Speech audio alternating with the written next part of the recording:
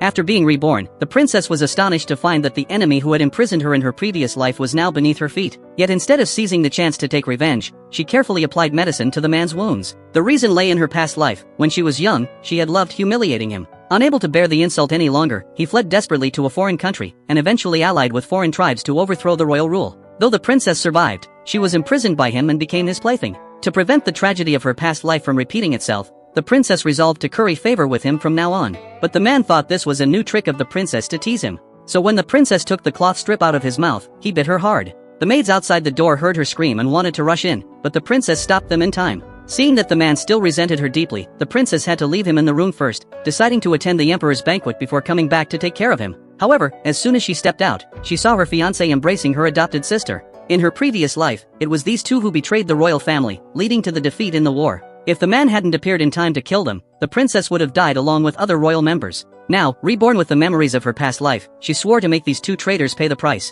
So before the empress arrived, she rushed up to her adopted sister and pretended to be injured by her. Sure enough, when the empress saw the wound on the princess's arm, she was furious. The adopted sister tried to explain, but was slapped hard by the empress. In the end, the empress locked the adopted sister in her room to reflect for a year, and the fiancé also received a severe warning from the empress. The fiancé looked at the princess's triumphant smile in confusion. After all, just yesterday, the princess had been deeply infatuated with him, so why had her personality changed so drastically today? But the princess ignored his doubts and brought a roasted chicken to the man. At this time, the man was already extremely hungry, but he still gave the roasted chicken to his seriously ill mother. It turned out that his mother had been in a coma for several days due to malnutrition. So to ease the tension between her and the man, the princess promised to help treat his mother, on the condition that he become her servant from then on. At first, the man was deeply skeptical of the princess's words, but when she really summoned a doctor to treat his mother, he immediately agreed to her request. Unexpectedly, as soon as the two walked out of the room, the princess pretended to trip and fell into the man's arms. This scene was just seen by her fiancé, who rushed over angrily wanting to kill the man. But to his surprise, the princess took the initiative to terminate her engagement with him and ordered someone to drive the fiancé out of the palace directly.